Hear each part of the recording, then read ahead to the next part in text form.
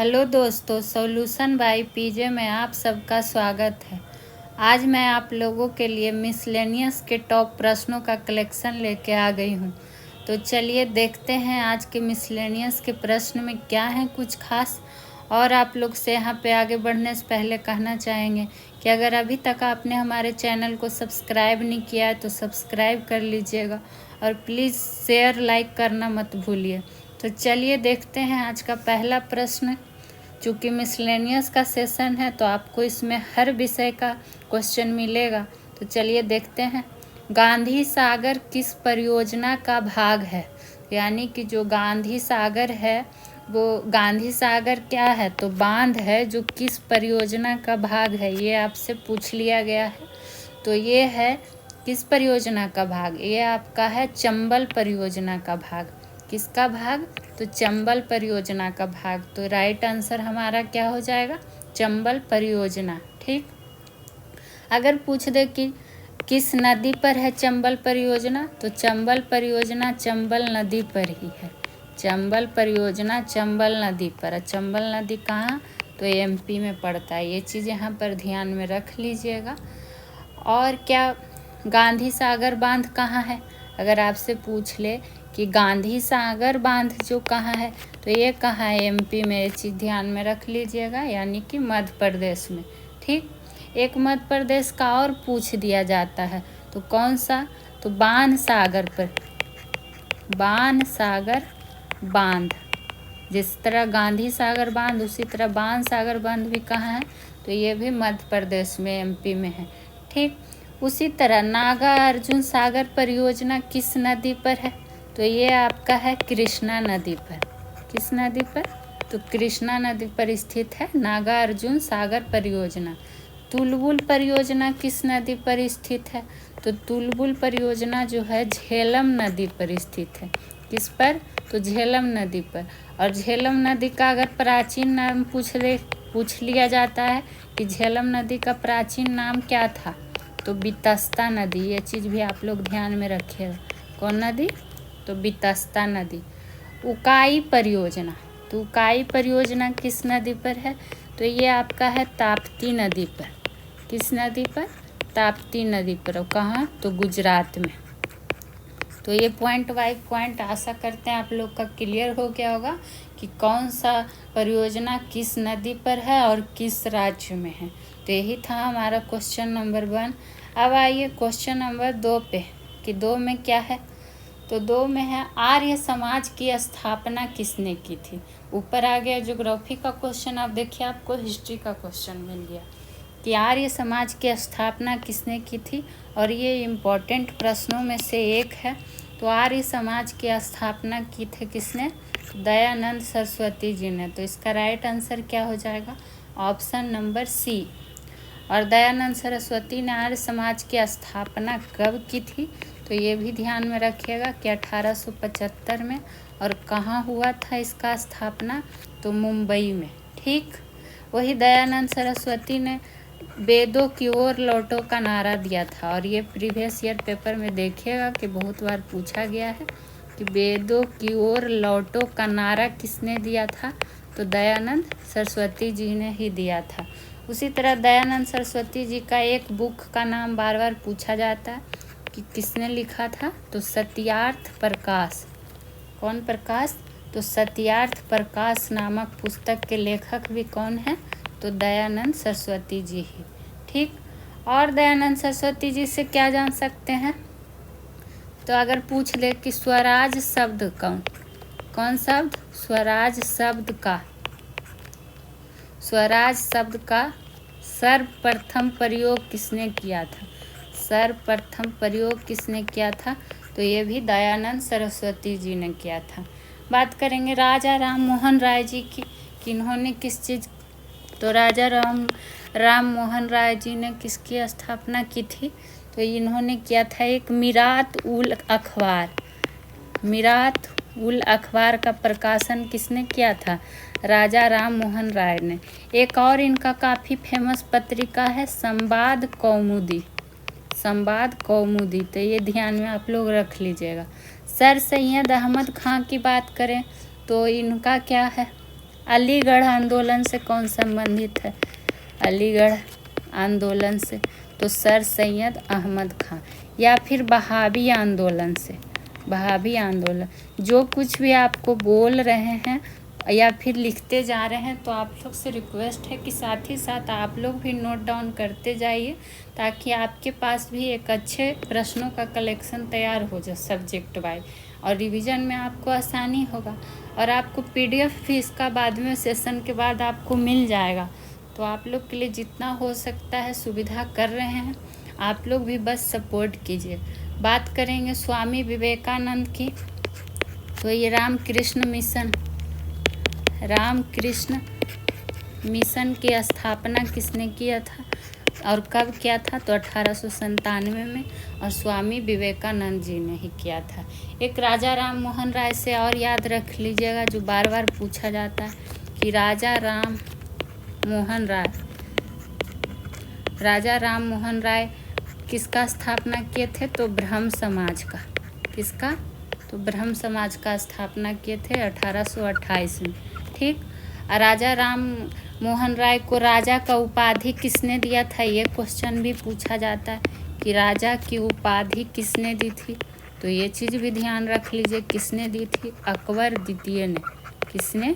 तो अकबर द्वितीय ने। एक प्रश्न से 4 ऑप्शन और चारों का सॉल्यूशन। सोच लीजिए एक प्रश्न से आपको कितने सारे प्रश्नों का सॉल्यूशन मिल रहा है। अब आइए क्वेश्चन नंबर 3 पे। नाबार्ड बैंक का मुख्यालय कहाँ है? ठीक। आ गया कौन सा बैंक? नाबार्ड बैंक, जिसको इंग्लिश में ऐसे लिखते हैं नाबार्ड बैंक। तो नाबार्ड बैंक का सबसे पहले तो फुल फॉर्म दे देता है, और आपको ऑप्शन में पता रहेगा तब ना टिक कर पाइएगा। तो इसका फुल फॉर्म जान लेते हैं क्या होता है। तो national bank for agriculture and क्या होता है? Rural development. ये क्या हो जाता है? आपको इंग्लिश में ही ज़्यादा देगा, हिंदी में नहीं फुल फॉर्म। ज़्यादातर आपको इंग्लिश में ही ऑप्शन दिया रहेगा। तो नाबार्ड का फुल फॉर्म क्या हो जाएगा? National bank for agriculture and rural development. और हमसे पूछा क्या गया है? तो न्यू दिल्ली इसका क्या हो जाएगा? मुख्यालय। तो ऑप्शन नंबर ए इसका हो जाएगा राइट आंसर, कि नाबार्ड बैंक का मुख्यालय क्या है? तो नई दिल्ली है। ठीक। अगर आपसे पूछ दे कि किसकी सिफारिश पर इसका गठन हुआ था? किसका? तो नाबार्ड बैंक का सिफारिश किसके पर हुआ था? तो शिवरामन समिति। कौन समिति? तो शिवरामन समिति। ये चीज़ ध्यान में रख लीजिएगा। अगर स्थापना का डेट पूछ दे कि नाबार्ड बैंक का स्थापना कब हुआ था, तो 12 जुलाई 1982 को इसका क्या हुआ था? स्थापना हुआ था। और क्या पॉइंट बनता है नाबार्ड बैंक से? इसका फुल फॉर्म जान गए, इसका मुख्यालय जान गए, किसकी सिफारिश पर इसकी स्थापना हुई थी? तो शिवरामन समिति।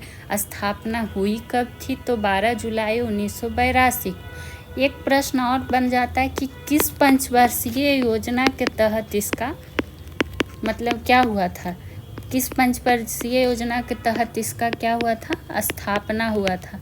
तो छठी पंचवर्षीय योजना के तहत, छठी पंचवर्षीय योजना के अंतर्गत इसका क्या हुआ था? गठन हुआ था। ये चीज़ आप लोग ध्यान में रख लीजिएगा। और आपको पंचवर्षीय योजना हम पूरा बता चुके हैं, सारा 12 पंचवर्षीय योजना आपको हम पढ़ा चुके हैं। उसका एक सेशन है, तो आप लोग प्लेलिस्ट में जाके देख लीजिएगा। अब आइए क्वेश्चन 4 पे। भारत सरकार का विधि अधिकारी कौन होता है? ये प्रश्न भी काफ़ी इम्पोर्टेंट प्रश्नों में से एक है। तो आपसे पूछा क्या गया कि भारत सरकार का विधि अधिकारी कौन होता है? यहाँ पे कंफ्यूज नहीं होना है, राज्य सरकार देखना है या फिर भारत सरकार। तो जब बात कर रहा है भारत सरकार का विधि अधिकारी कौन होता है, ये होता है आपका महान्यायवादी। तो राइट आंसर क्या हो जाएगा? महान्यायवादी। अगर पूछ दे कि राष्ट्रपति भारत के महान्यायवादी की जो नियुक्ति करते हैं वो किस अनुच्छेद में है, तो अनुच्छेद 76 में। तो क्या हो जाएगा? अनुच्छेद 76 में कौन नियुक्ति करते हैं महान्यायवादी की? तो राष्ट्रपति। तो राष्ट्रपति भारत के महान्यायवादी वादी की क्या करते हैं, नियुक्ति करते हैं किस अनुच्छेद में, तो अनुच्छेद 76 में। ये चीज़ ध्यान में रखना। और जो महान्यायवादी का कार्यकाल होता है, ठीक है, तो ये कार्यकाल क्या होता है, राष्ट्रपति की इच्छा अनुसार होता है, यानी कि राष्ट्रपति जब चाहेंगे जब इनको हटा सकते हैं। तो राष्ट्रपति की इच्छा अनुसार क्या होता है, महान्यायवादी का कार्यकाल होता है। ये पॉइंट भी आपको ध्यान में रखना पड़ेगा। और क्या महान्यायवादी, तो महान्यायवादी आप लोग को पता होगा कि संसद का सदस्य या फिर मंत्रिमंडल का सदस्य ना होता है, फिर भी संसद की कार्रवाई में क्या कर सकता है, ये भाग ले सकता है। इसको लिखते नहीं हैं आप लोग, ध्यान ऐसे पॉइंट दे के आपको एक लिख भी देते हैं ताकि आप लोग को कोई कन्फ्यूजन ना हो कि संसद का सदस्य या फिर अथवा मंत्रिमंडल का सदस्य ना होने पर भी क्या कर सकता है, संसद की कार्यवाही में भाग ले सकता है। हो सके आपको सेंटेंस के रूप में क्वेश्चन पूछ दे, तो आपको ध्यान में रहेगा तभी ना आप बता सकते हैं कि कौन है जो मतलब कि संसद का सदस्य या फिर मंत्रिमंडल का सदस्य नहीं होता है पर संसद की कार्यवाही में भाग ले सकता है, तो वो कौन होता है, महान्यायवादी होता है। अब बढ़ते हैं अगले क्वेश्चन की ओर। अगला क्वेश्चन हमारा क्या है, 5, सेब में लाली का क्या कारण है। तो सेब में लाली का कारण क्या हो जाता है, एंथ्रोसाइनिन नाम के कारण क्या हो जाता है, सेब का रंग लाल होता है। उसी तरह कैप्सिन क्या है, तो मिर्च में तीखापन किसके कारण होता है, मिर्च में तीखापन किसके कारण होता है, तो कैप्सिन के कारण। कैरोटीन, गाजर का रंग लाल क्यों होता है, तो गाजर का रंग लाल होता है कैरोटीन के कारण। ये चीज़ भी ध्यान में रख लेना है। दूध का रंग उजला क्यों होता है, पीला निकल गया, केसीन के कारण। किसके कारण, केसीन के कारण। उसी तरह अगर आपसे पूछते कि तंबाकू में क्या पाया जाता है, ये सब काफ़ी पूछा जाने वाला क्वेश्चन है। तो निकोटीन। चीन में पूछ ले क्या पाया जाता है, तो थीन। कॉफ़ी में पूछ ले अगर क्या पाया जाता है, तो कॉफ़ी में क्या हो जाता है, मार्फिन। और किसका रह गया, एक टमाटर का पूछ लिया जाता है कि टमाटर का रंग लाल क्यों होता है, तो ये लाइकोपीन के कारण। ठीक, तो ये सब सारा पॉइंट आप लोग ध्यान में रख सकते हैं। अब आइए क्वेश्चन नंबर 6 पे, विश्व कैंसर दिवस कब मनाया जाता है। अब आ गया, देखिए मिसलेनियस का सेशन है तो बोले ना आपको हर सब्जेक्ट से प्रश्न मिलेगा। तो विश्व कैंसर दिवस जो है वो कब मनाया जाता है, 4 फरवरी को। तो ऑप्शन नंबर डी हो जाएगा हमारा राइट आंसर। ठीक, उसी तरह 7 अप्रैल को कौन सा दिवस मनाया जाता है, ये कुछ रोग से संबंधित दिवस हैं जो कि बहुत इम्पॉर्टेंट है। तो जो 7 अप्रैल को मनाया जाता है ये स्वास्थ्य दिवस। ठीक, उसी तरह 14 नवंबर, तो 14 नवंबर को तो बाल दिवस सबको याद रहता है, लेकिन रोग में कौन सा दिवस, तो मधुमेह दिवस। कौन दिवस, या डायबिटीज दिवस। ठीक, इंसुलिन की कमी से क्या हो जाता है, मधुमेह रोग हो जाता है। 24 मार्च को क्या मनाया जाता है, तो 24 मार्च को मनाया जाता है विश्व टीबी दिवस। टीबी बोलिए, तपेदिक बोलिए, क्षय रोग बोलिए, सब क्या नाम है, टीबी का ही नाम है, जो कि 24 मार्च को मनाया जाता है। और 2025 तक भारत सरकार का टारगेट है कि टीबी क्या करना है, टीबी मुक्त भारत बनाना है। टीबी मुक्त भारत बनाना ये लक्ष्य रखा गया है। तो ये चीज़ भी यहाँ पर से ध्यान में रख लीजिएगा। अब आइए क्वेश्चन नंबर 7 पे, इस्लाम धर्म के संस्थापक कौन थे। ठीक, तो बात आ गया है अब इस्लाम धर्म का, जान लेते हैं कि संस्थापक कौन थे। तो ये थे हजरत मोहम्मद साहब। तो ये हो गए ऑप्शन नंबर बी हमारा राइट आंसर। इनका जन्म कब हुआ था हजरत मोहम्मद साहब का, तो 570 में हुआ था। कहाँ हुआ था, तो मक्का में हुआ था। कहाँ जन्म हुआ था, तो मक्का में हुआ था। और क्या प्रश्न बन जाता है, कि जो हजरत मोहम्मद साहब थे इनका उत्तराधिकारी पहले क्या कहलाता था। जो उत्तराधिकारी था, बोल रहे हैं लिख रहे हैं तो आप लोग तो आसानी से नोट कर सकते हैं और समझ भी जा सकते। तो ये क्या कहलाता था, खलीफा। तो क्वेश्चन ऐसे पूछ देगा कि हजरत मोहम्मद साहब के उत्तराधिकारी क्या कहलाते थे, तो खलीफा कहलाते थे।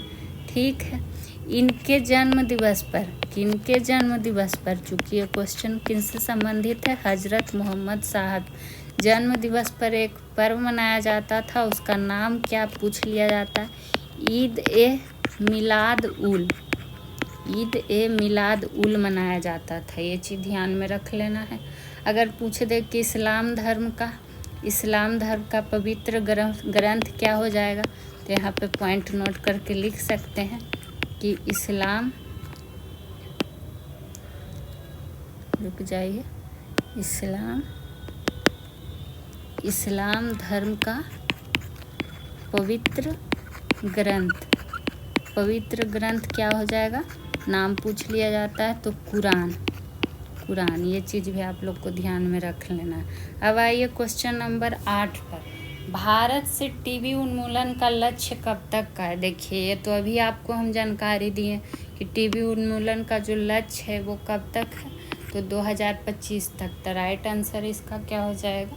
और अभी बताएं कि टीबी दिवस कब मनाया जाता है, विश्व टीबी दिवस तो 24 मार्च को मनाया जाता है और 2025 तक इसका लक्ष्य है। उसी तरह 2030 तक किसका उन्मूलन का लक्ष्य रखा गया, तो मलेरिया का। ठीक, सब भारत सरकार रखा है 2030 तक मलेरिया को क्या कर देना है, मुक्त कर देना है भारत से। ठीक, उसी तरह 2047 से तो भारत ऊर्जा में आत्मनिर्भर बनेगा। ऊर्जा में क्या होगा, आत्मनिर्भर बनेगा। इसका लक्ष्य कब तक रखा गया, तो 2047 तक। तो ये इसमें इस क्वेश्चन में आपको बस 3 पॉइंट ध्यान में रख लेना है कि कब टीबी समाप्त, कब मलेरिया समाप्त, कब भारत ऊर्जा में आत्मनिर्भर, तो 2047 तक। ठीक, अब आइए क्वेश्चन नंबर 9 पे। ठीक, ये देखिए क्वेश्चन नंबर जो है 9, ये आपके लिए काफ़ी इम्पोर्टेंट प्रश्नों में से एक है। तो जो स्टार मार्क कर दे समझिए, उसको तो एकदम याद रखना ही रखना है।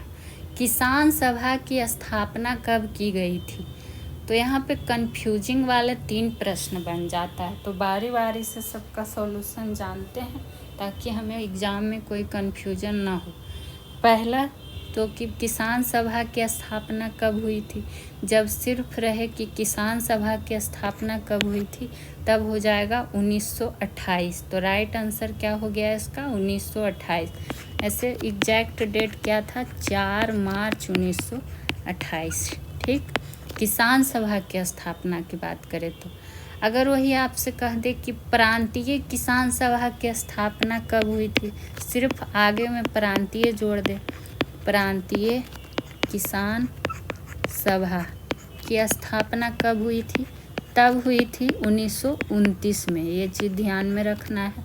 ठीक, अगर आपसे कह दे अखिल भारतीय किसान सभा, और लंबा हो गया, अखिल जोड़ दिया इसमें, तो अखिल भारतीय किसान सभा की स्थापना कब हुई थी, तो ये हुई थी 1936 में।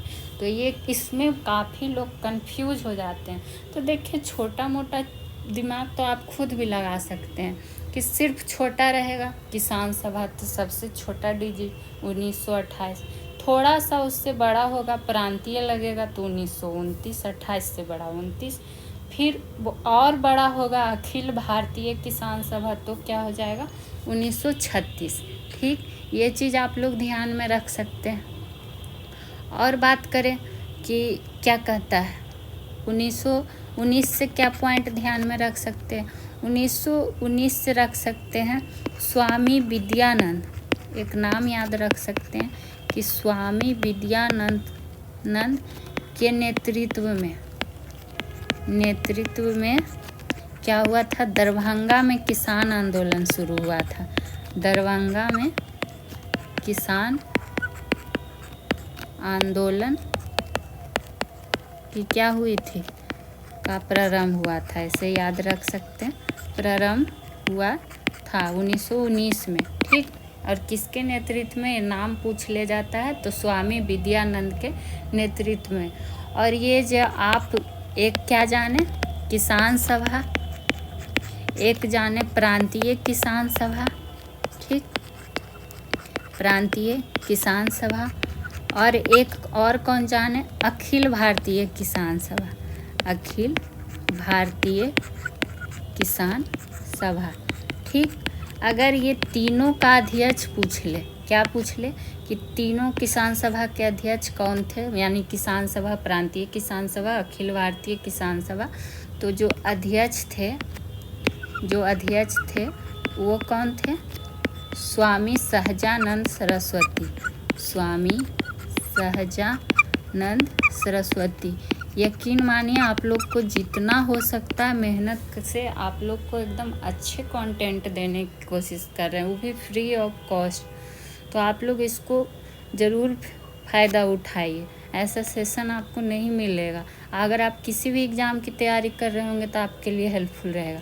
वही अगर आपसे पूछ ले अखिल भारतीय किसान सभा का महासचिव का नाम, जो कि पूछा भी गया, तो NG रंगा। तो देख लीजिए एक क्वेश्चन में कितने सारे आपको डाउट्स क्लियर हो रहे हैं।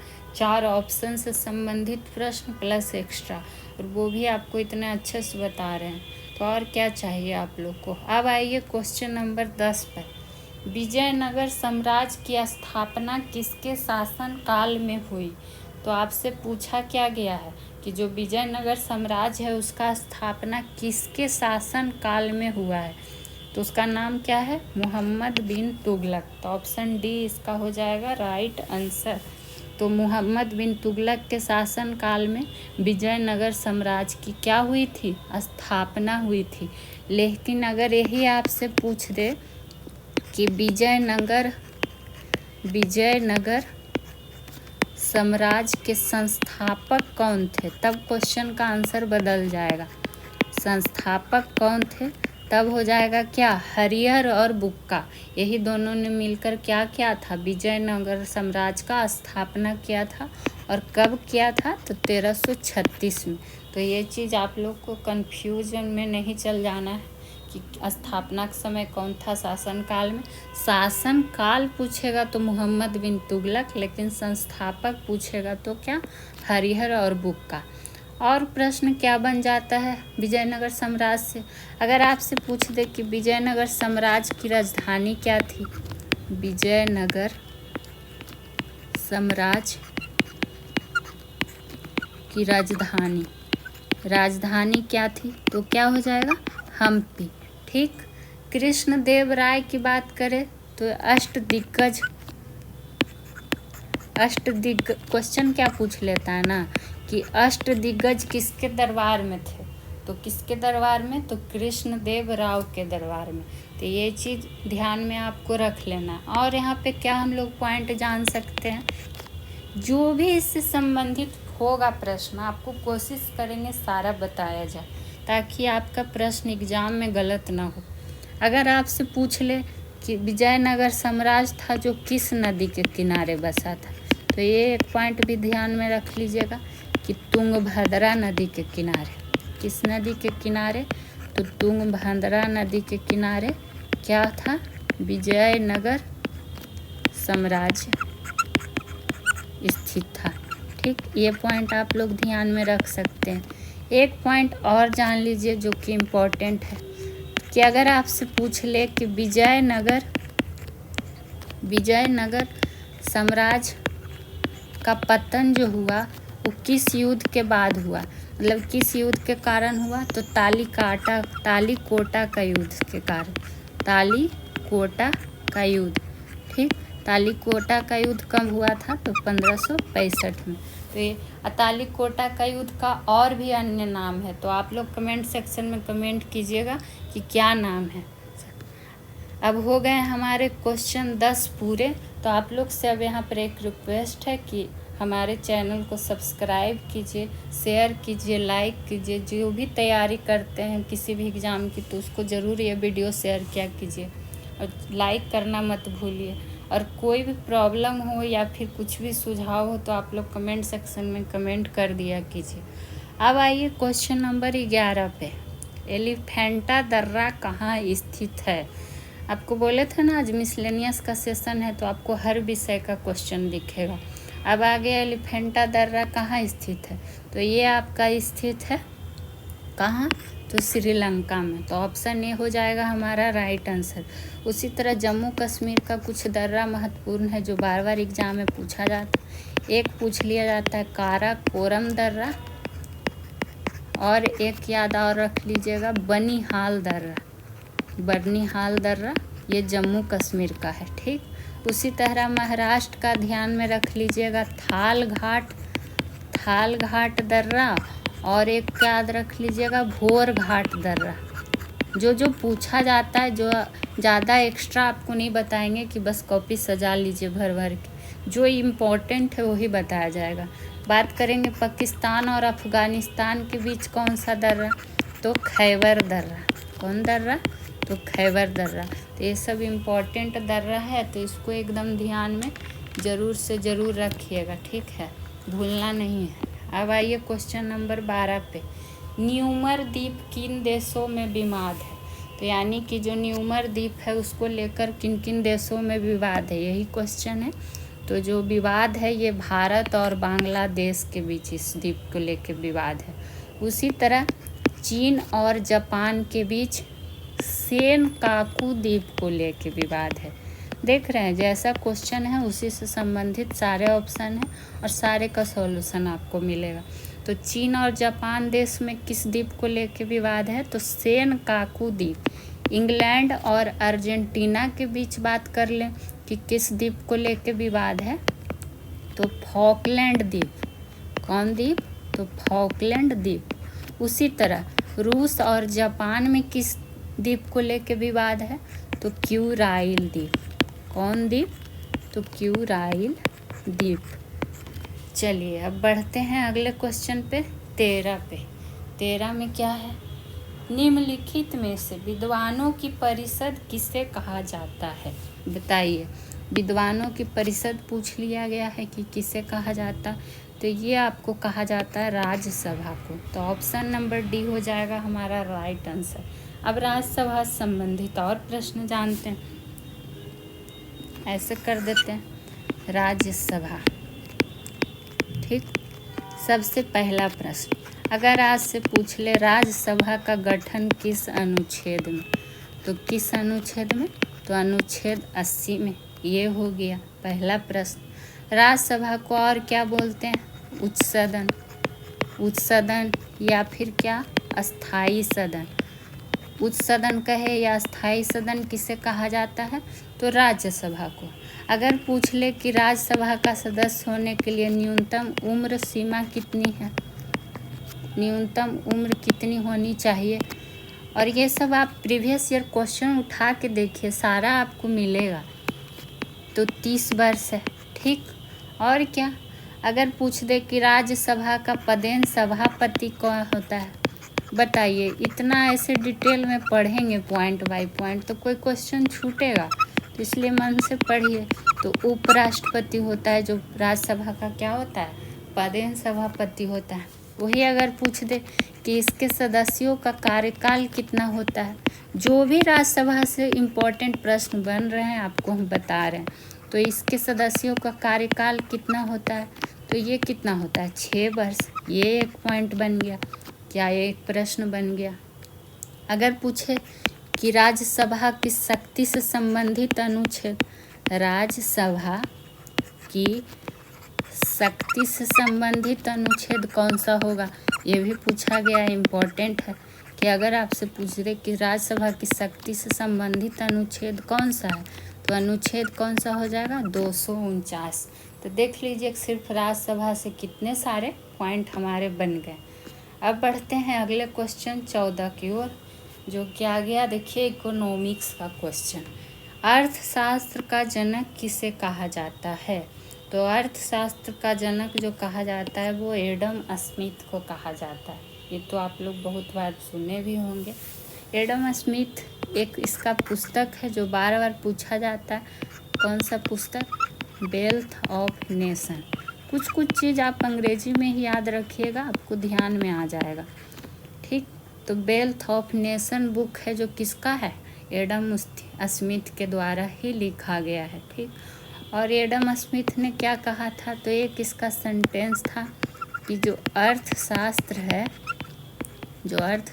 है ये क्या है, धन का विज्ञान है। तो आपसे प्रश्न ऐसे कर देगा कि अर्थशास्त्र धन का विज्ञान है, यह कथन किसका है, तो किसका है, एडम स्मिथ की। बात करेंगे अगर कौटिल्य का, तो कौटिल्य क्या, इसका एक पुस्तक क्या है। अगर आपसे पूछ दे कि अर्थशास्त्र पुस्तक के लेखक, सोच लीजिए कितना थोड़ा सा अंतर हो जाता है। अगर आपसे अर्थशास्त्र का जनक पूछेगा तो एडम स्मिथ, लेकिन अगर वही पूछ देगा कि अर्थशास्त्र पुस्तक के लेखक कौन है, तब क्या हो जाएगा, कौटिल्य। उसी तरह मार्शल ने भी क्या एक बुक लिखा था, उसका भी जान लेते हैं। तो प्रिंसिपल ऑफ कौन सा, इकोनॉमिक्स, यानी कि अर्थशास्त्र का सिद्धांत, हिंदी में कह सकते हैं। अब आइए बढ़ते हैं 15 नंबर पे। रिजर्व बैंक ऑफ इंडिया का राष्ट्रीयकरण कब हुआ था। अब आरबीआई से संबंधित प्रश्न आ गया, तो इसका राष्ट्रीयकरण कब हुआ था, तो जो राष्ट्रीयकरण हुआ था ये 1949 में हुआ था। यही 2 डेट पूछा जाता है कि राष्ट्रीयकरण कब हुआ था, और अगर कह दे कि रिजर्व बैंक ऑफ इंडिया यानी कि आरबीआई का स्थापना कब हुआ था, तो 1 अप्रैल 1935 को क्या हुआ था, आरबीआई का क्या हो गया था, स्थापना हो गया था। ठीक, और क्या जान सकते हैं, अगर आपसे कह दे बैंकों का बैंक, क्या कह दे, बैंकों का बैंक कह दे, या फिर क्या भारत का सबसे बड़ा बैंक, भारत का सबसे बड़ा बैंक, तो कौन सा हो जाएगा, आरबीआई ही हो जाएगा, यानी कि रिजर्व बैंक इंडिया हो जाएगा। अगर इसका मुख्यालय पूछ दे कि आरबीआई का मुख्यालय कहाँ, तो ये कहाँ है आपका, तो मुंबई में है। कहाँ है, मुंबई में है। आप लोग साथ ही साथ नोट डाउन जरूर करते चलिएगा। आप ही लोग के लिए इतना मेहनत कर रहे हैं कि बोल भी रहे हैं, लिख भी रहे हैं, समझा भी रहे हैं, ताकि आपके पास नोट्स तैयार हो जाए हर विषय का। और क्या पूछता है, एक पॉइंट और नोट कर लीजिएगा कि अगर कह दे कि 1 रुपया के नोट के छोड़कर, 1 रुपया के नोट को छोड़कर अन्य नोटों पर, किसको पर, अन्य नोटों पर किसका हस्ताक्षर होता है, तो ये किसका होता है, हस्ताक्षर जो होता है आरबीआई के गवर्नर का। किसका, आरबीआई के गवर्नर का। अब वर्तमान में आरबीआई के गवर्नर कौन है, ये भी जान लीजिए, तो शक्तिकांत दास। कौन है, शक्तिकांत दास जी हैं, जो आरबीआई के क्या हैं, वर्तमान में गवर्नर है। ठीक, अब आइए क्वेश्चन नंबर 16 पे। विश्व प्रेस स्वतंत्रता दिवस कब मनाया जाता है। हो सकता है ये सेशन लंबा हो, लेकिन इसमें प्रश्नों का कलेक्शन भी देखिए। एक साथ आपको 4 प्रश्न ऑप्शन का भी करवाया जा रहा है, तो एक साथ कितना प्रश्न आपका बन जाता है, तो मिस नहीं करना है इस सेशन को। हर सेशन को आप लोग पूरा देखा कीजिए। तो विश्व प्रेस स्वतंत्रता दिवस कब मनाया जाता है, ये आपका मनाया जाता है 3 मई को, तो ऑप्शन डी हो जाएगा हमारा राइट आंसर। उसी तरह 8 मई को क्या मनाया जाता है, रेड क्रॉस दिवस। आपको देखते होंगे करेंट अफेयर का भी हर मंथ का टॉप 50 प्रश्न कराया जाता है, वो भी एक्सप्लेनेशन के साथ। तो आप लोग इस चैनल से जितना हो सके ज़रूर जुड़िए। आप किसी भी एग्ज़ाम की तैयारी कर रहे होंगे तो आपके लिए ये सारे सेशन हेल्पफुल होने वाले हैं। 22 मई को कौन सा दिवस, तो जैव विविधता दिवस। जैव विविधता दिवस कब मनाया जाता है, तो 22 मई को। उसी तरह 31 मई को क्या मनाया जाता है, तो तंबाकू निषेध दिवस। तंबाकू निषेध दिवस। ठीक, तो ये कुछ दिवस से संबंधित प्रश्न थे जो कि करेंट अफेयर के दृष्टिकोण से महत्वपूर्ण बन। अब आइए 17 नंबर क्वेश्चन जो कि आ गया, देखिए बिहार से संबंधित प्रश्न।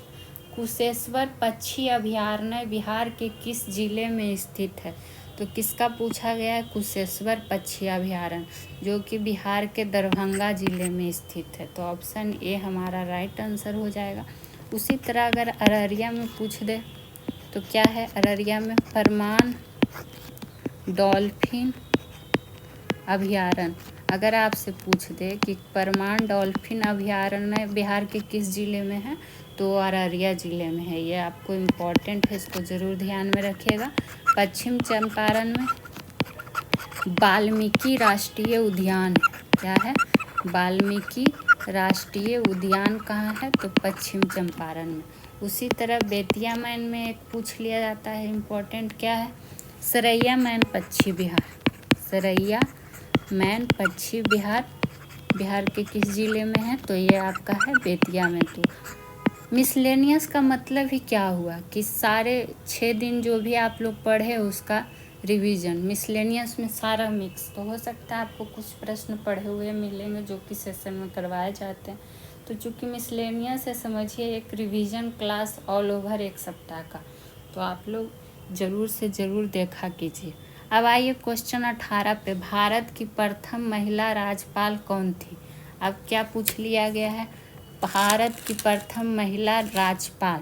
तो इससे संबंधित प्रश्न जानते हैं। तो इसका राइट आंसर क्या हो जाएगा? सरोजिनी नायडू, जो कि कहाँ की थी? यूपी की।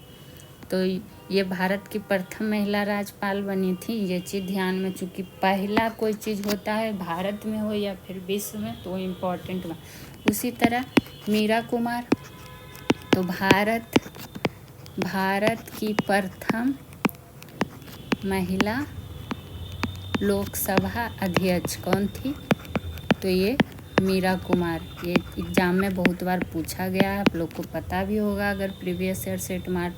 उसी तरह सुचेता कृपलानी, भारत की प्रथम महिला मुख्यमंत्री। सोच लीजिए, सब भारत में प्रथम है और सब महिला हैं, तो और भी इम्पोर्टेंट बनता है। उसी तरह एनी बेसेंट, तो एनी बेसेंट क्या हो जाती हैं? भारतीय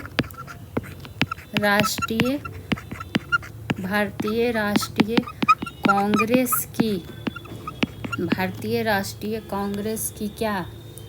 प्रथम महिला अध्यक्ष कौन हो जाएंगी? तो एनी बेसेंट। यही सिर्फ लगा देता कि भारतीय में कौन हो जाएंगे अध्यक्ष, तो सरोजिनी नायडू। अब आइए क्वेश्चन नंबर 19 पे। विटामिन B12 का रासायनिक नाम क्या है? अब रासायनिक नाम पूछ रहा है विटामिन B12 का। तो जो विटामिन B12 का रासायनिक नाम है वो क्या है? साइनोकोबालमिन, जो कि काफ़ी बार पूछा गया है। अब विटामिन B12 जिसका रासायनिक नाम क्या होगा? साइनोकोबालमिन। इसकी कमी से कौन सा रोग? तो एनीमिया रोग हो जाता है। सुने हैं ना, जो खून की कमी हो जाती है, तो एनीमिया रोग। उसी तरह एस्कॉर्बिक एसिड किस विटामिन का नाम है? तो विटामिन C। और इसकी कमी से कौन सा रोग हो जाता है? तो इसकी कमी से हो जाता है आपको स्कर्वी रोग, या फिर मसूड़ों में खून आना विटामिन C की कमी से ही। राइबोफ्लोविन की बात करें तो विटामिन B2 का रासायनिक नाम क्या है? राइबोफ्लोविन। और इसकी कमी से क्या सी रोग हो जाता है? किलोसिस रोग, जो कि क्या में होता है? मस्तिष्क में होता है। फिलोक्यूनोन किस विटामिन का नाम है?